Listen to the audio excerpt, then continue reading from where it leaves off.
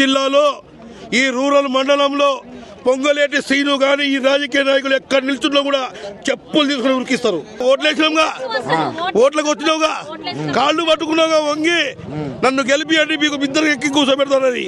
ఏది మిద్దకైతే పుత్ర కర్ర కూర్చున్నాడు కూర్చుండీడు. ఏది ఇంకెవరు? పొంగలేటి శ్రీను, తుమ్మల నాగేశ్వరరావు, ఆ బట్టి క్రమార్క, రేవంత్ రెడ్డి రారండి. ఎందుకంటే వాళ్ళు మొత్తం కుంభకరులు కదా. వాళ్ళు ఇప్పుడు వస్తే మళ్ళీ ఇది మొత్తం పీకలు పట్టుకుంటారు. ఇప్పుడు రారు. ఇప్పుడు ఎందుకంటే మున్సిపాలిటీ ఎలక్షన్ కూడా అయిపోయినాయి కదా. ఇప్పుడు మాతో ఏ పని కూడా వాళ్ళకి బాధ్యత ఉన్నారు. ఇప్పుడు వాళ్ళు ఏసీలలో హాయిగా కావాల్సింది తిండి తినకుండా వాళ్ళు కావాల్సిన అధికారులు చేసుకుంటా హాయిగా ఉన్నారు. ఇప్పుడు వాళ్ళు బయటకు ఎందుకు వస్తారండి? దొరలు లక్షల ఎకరాలు ఉండొచ్చు, కోట్లు ఉండొచ్చు, అంతస్తుల మీద అంతస్తులు ఉండొచ్చు, ఏసీ బెంచింగ్ కార్లు ఉండొచ్చు. పేదోడికి 100 గజాల భూమి ఉండొద్దు. ఈ దేశ ఓటు మాత్రం మనకు వస్తుంది.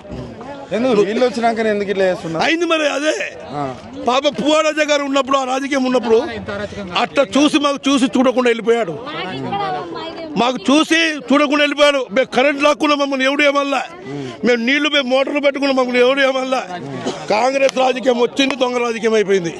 ప్రమాణం పూర్తిగా చెప్తున్నాం. మా పిల్లలు స్టార్ట్ చేసి మేము మొత్తం కాంగ్రెస్కి ఓటేసినాం. మాకు కాంగ్రెస్ కావాలి, కాంగ్రెస్ ఓటేసినాం. కానీ మాకు ఏది చేయలేదు. ఇక నుంచి ఈ ఖమ్మం జిల్లాలో ఈ రూరల్ మండలంలో పొంగలేటి శ్రీను గాని ఈ రాజకీయ నాయకులు ఎక్కడ నిల్చున్నా కూడా చెప్పులు తీసుకుని ఉరికిస్తారు. అంత కోపం ఉందని? అంత కోపం కాదు, కడుపు రగిలిపోతుంది. అది లేదు సార్. ఇప్పుడు నీళ్లు లేవు, మాకి మంచి నీళ్లు లేవు, పేదలు ఎండుకుపోతున్నాయి. యాడిగో ఈ బజెట్లు పడుకుంటాము, ఇక ఇక్కడే పడుకుంటాము. మా సామాన్లు కూడా ఏడున్నాయి తెలియదు. మొత్తం మట్టి కప్పారు. మాకు టైం కూడా ఇవ్వలేదు, వండుకోవడానికి కూడా ఏమీ లేవు సార్. ఏమి లేవు.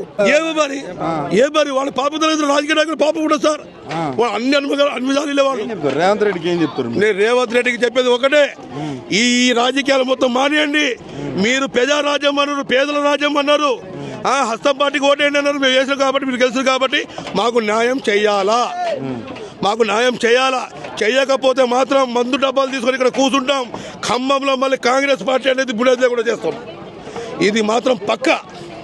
ఇది రాసి పెట్టుకొని అటు ఈ తారీఖు నుంచి మళ్ళీ కాంగ్రెస్ పార్టీ ప్రభుత్వం అనేది పుట్టు పురాణం కూడా చేస్తాం.